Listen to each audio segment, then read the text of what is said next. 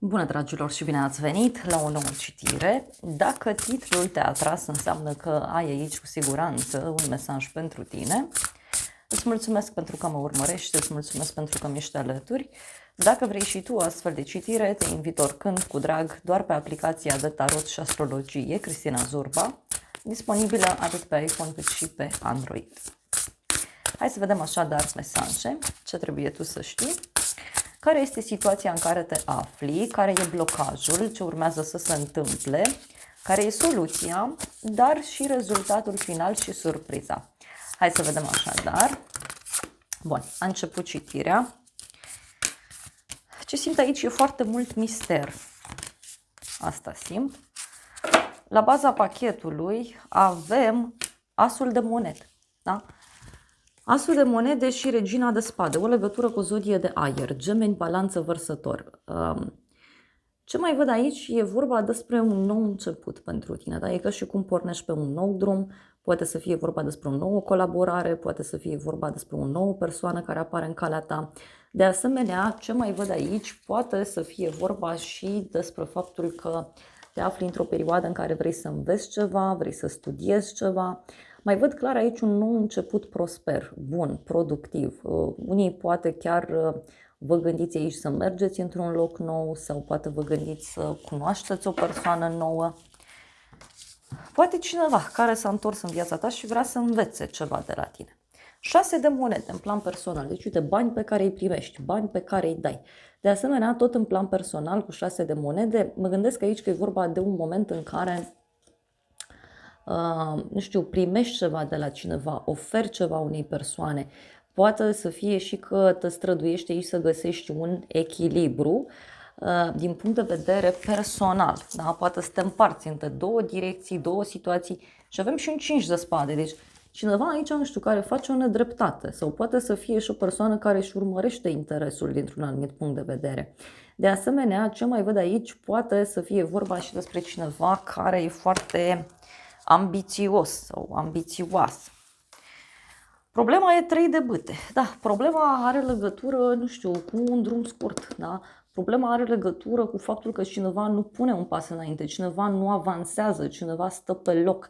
De asemenea, problema în toată această situație poate avea legătură și cu un personaj care poate abordează lucrurile ceva mai superficial.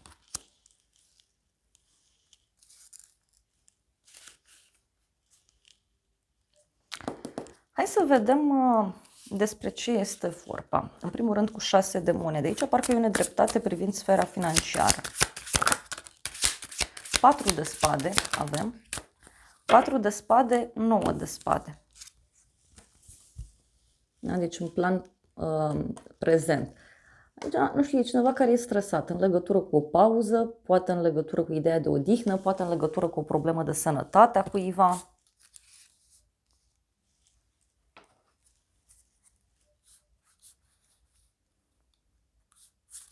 Mai vreau un mesaj. 6 de cupe în plan personal, da? În momentul de față. Poate e ceva legat de un copil sau de o persoană mai tânără, da? Poate să fie și asta. Deci e o discuție aici puțin ciudată. Hai să vedem 3 de bâte, da? Ce vrea să spun? Cavalerul de cupe. Aici ai o problemă legată de o întâlnire, da? Fie cineva nu vrea să se întâlnească cu tine, fie tu nu vrei să te întâlnești cu această persoană. De asemenea, provocarea în toată povestea asta poate să țină și de dragoste. Mai vreau un mesaj. Care e provocarea? Faetonul, o legătură cu zodia Rac. Provocarea aici poate avea legătură și cu cineva care, nu știu, e la drum de tine sau provocarea poate avea legătură și cu cineva care e foarte determinat aici să joace pe două fronturi, da? Cu faetonul. E cineva care parcă are în sufletul său sau în caracterul său, parcă e ceva născut ca această persoană să joace pe două fronturi. Asta e provocarea. Bun, hai să vedem. Pentru unii provocarea poate avea legătură și cu un proiect sau cu sfera financiară. Soluția, doiul de bâte. Soluția aici are legătură cu un drum lung sau cu niște planuri pe termen foarte lung. E ca și cum aici ceva se grăbește, ceva se vrea pe repede înainte. Ce mai văd în schimb, ca și soluție aici, poate avea legătură și cu cineva care, nu știu, are de ales ceva, e o persoană care își face planuri de viitor, e o persoană care știe foarte bine ce își dorește, doar că, repet, parcă e cineva care trebuie să hotărască un anumit lucru. Ei, soluția din nou. 2 de bâte, cavalerul de spade și cu turnul. Soluția aici e despre foarte multă sinceritate. Soluția aici este despre a lupta pe termen lung. Soluția aici este despre a acționa pe termen lung.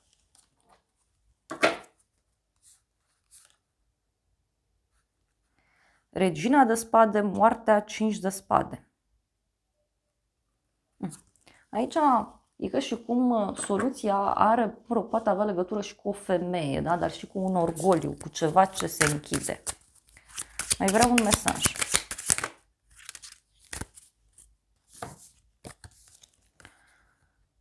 Justiția și Marea Preoteasă.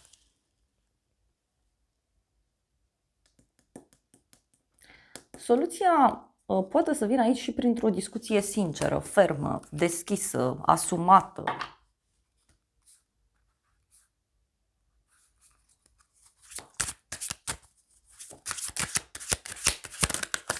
E ca și cum s-ar face un fel de dreptate divină. Uite, avem 8-ul de spade, judecata și cu 2 de cupe. Deci soluția aici are legătură cu niște hotărâri, niște discuții pe față și de asemenea soluția, să știți că aici poate să fie și cu acel moment în care stai la masă cu cineva și îi spui, domnule, asta nu-mi convine, asta îmi convine sau pentru că ai făcut asta meriți asta, adică cumva aici lucrurile trebuie hotărât. Da? Trebuie hotărât. Și e vorba, repet, pentru unii de o relație personală, în unele cazuri. Ce urmează să se întâmple? 9 de spade, cavalerul de monede. Cineva aici care e în criză de timp, da? Cineva care trebuie să ajungă undeva, trebuie să facă ceva, cineva care vine către tine cu o ofertă, cu o propunere. De asemenea, ce mai văd aici, personal, poate să fie vorba și despre faptul că ai aici o persoană care e foarte sinceră, e foarte devotată, e foarte sigură pe ea. Regina de monede. Avem. O legătură cu o zodie de pământ, Taur, Fecioară, Capricorn. E ca și cum cineva aici se îngrijorează, fie în legătură cu tine, fie tu te îngrijorezi în legătură cu persoana aceasta. Aici mai văd niște discuții care au loc în legătură cu o sumă de bani, în legătură cu un alt, uite, avem un rege de monede, deci poate e ceva legat de un cuplu care are probleme financiare sau chiar o discuție pe care tu o ai cu cineva referitor la partea aceasta financiară.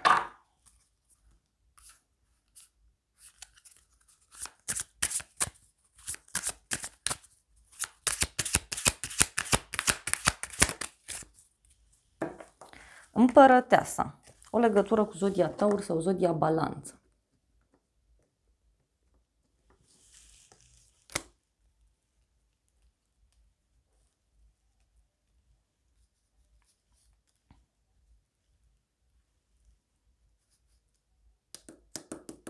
Aici eu cred că e și o femeie care intervine în toată povestea asta.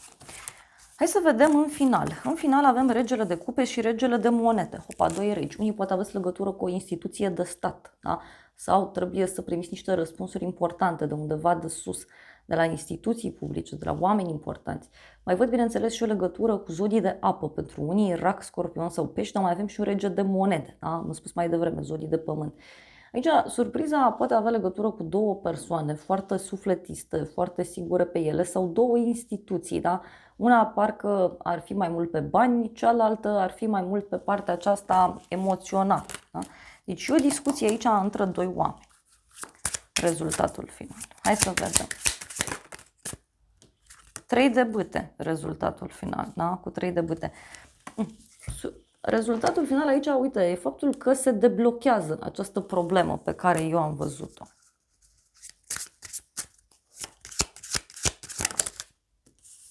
Pajul de monede. Da? Deci e ceva, uite,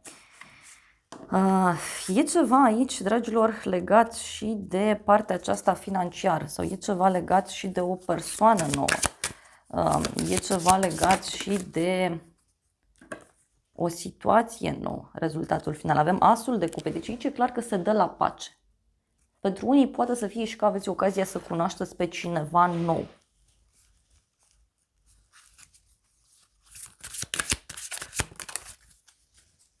Magicianul. Deci rezultatul final aici, nu știu, e că și cum se lucrează la ceva. Da? Poate rezultatul final are legătură cu acest nou început, cu această nouă etapă.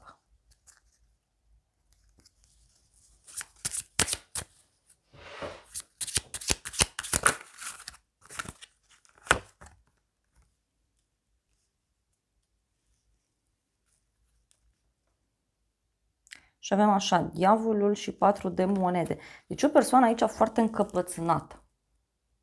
Foarte încăpățânată, foarte posesivă. Cineva, uite, care e foarte determinat să facă ceva anume. Surpriza în toată povestea asta, 5 de monede. Surpriza are legătură cu o problemă de sănătate a cuiva. Sau cu o persoană care se simte abandonată, se simte lăsată deoparte.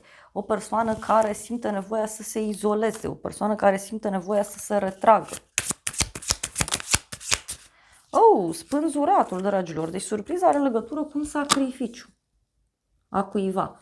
Sau o persoană care vede lucrurile dintr-o altă perspectivă.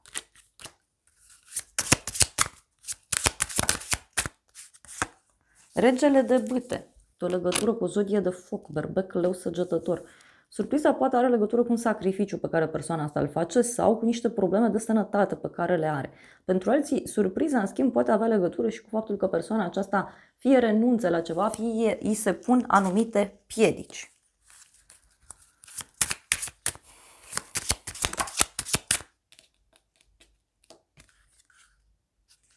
Pajul de cupe, da? O invitație pe care cineva ți-o adresează sau poate omul ăsta are o problemă, fie cu o persoană mai tânără, fie are o problemă la nivel emoțional. 10 de cupe, surpriza. Poate avea legătură cu cineva din familia ta sau pentru alții poate avea legătură chiar și cu faptul că cineva e dispus sau dispusă, poate să te scoată pe tine dintr-o stare de singurătate, dintr-o stare de stagnare, de boală. Hai să vedem ce spune acest oracol. Care e surpriza? Surpriza, uite, e o persoană foarte îngrijorată aici, în legătură cu niște prieteni sau în legătură cu familia, uite, în legătură cu o comunitate și avem sicriul. Deci cineva se îngrijorează aici în legătură cu un sfârșit.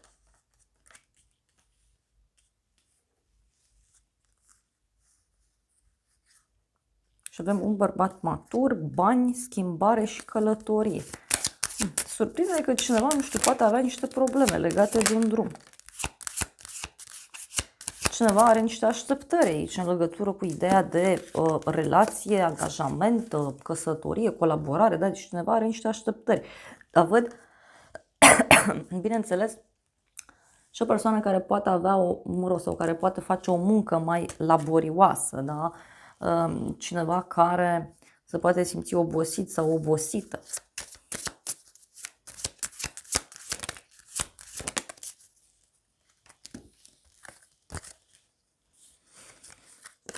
Gânduri și femeie matură.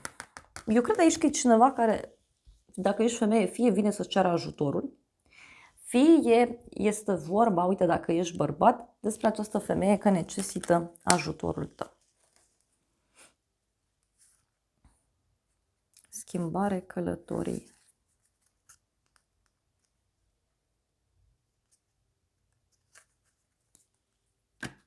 Avem o onoare foarte mare.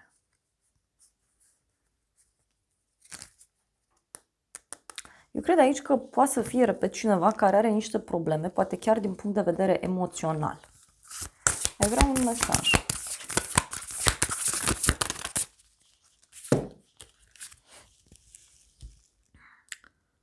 Avem protecție, putere interioară aici. Deci, poate în această situație tu ești foarte protejat. Și apoi avem pietre vindecătoare. Grijă față de ceilalți. Deci, poate nu știu, tu ai o forță aparte de a-i îngriji pe ceilalți, de a-i ajuta, de a-i ghida, de a-i orienta cumva. E o forță, repet, absolut fantastică, da? Care apare aici.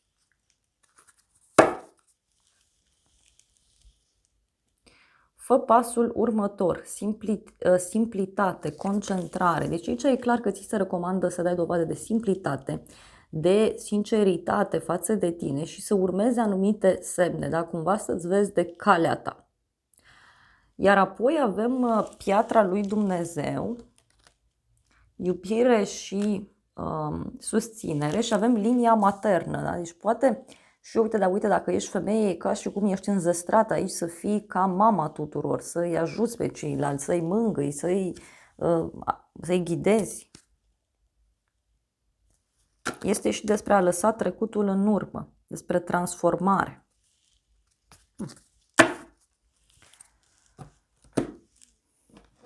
Mai vreau un mesaj. Uite, vedem de aici, din acest oracol.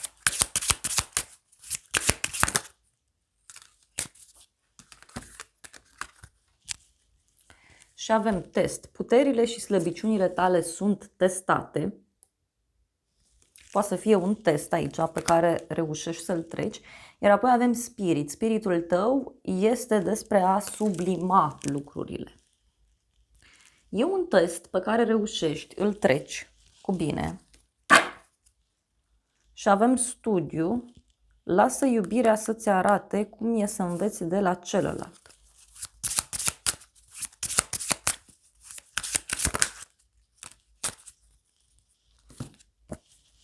Și avem încredere, ai nevoie de încredere într-o relație.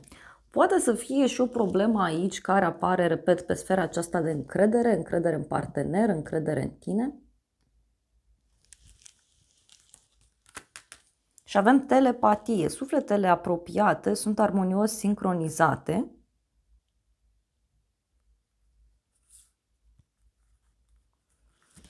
Se cere aici totuși să-ți asculți mai mult intuiția, că e ca și cum ești gând în gând cu cineva într-o situație anume.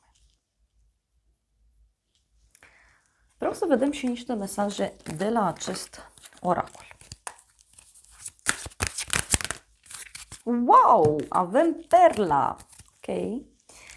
Perlă, inocență, frumusețe, sinceritate, poate chiar toate acestea te pot ajuta în acest demers.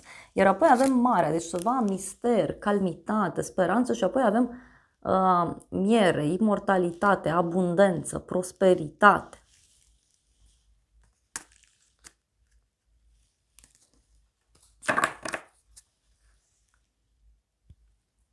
Și totuși aici e cineva care ascunde niște lucruri, da? Cineva care fie ascunde ceva legat de sfera financiară, fie este o persoană mai secretoasă din fire, mai misterioasă. Da. Dragilor, acestea au fost previziunile de această dată. Eu vă mulțumesc pentru prezență, vă îmbrățișez cu drag, sper din suflet să vă fie de folos informațiile și să ne revedem cu bine și data viitoare. Eu vă doresc să aveți parte de o zi sau de o seară cât mai frumoasă.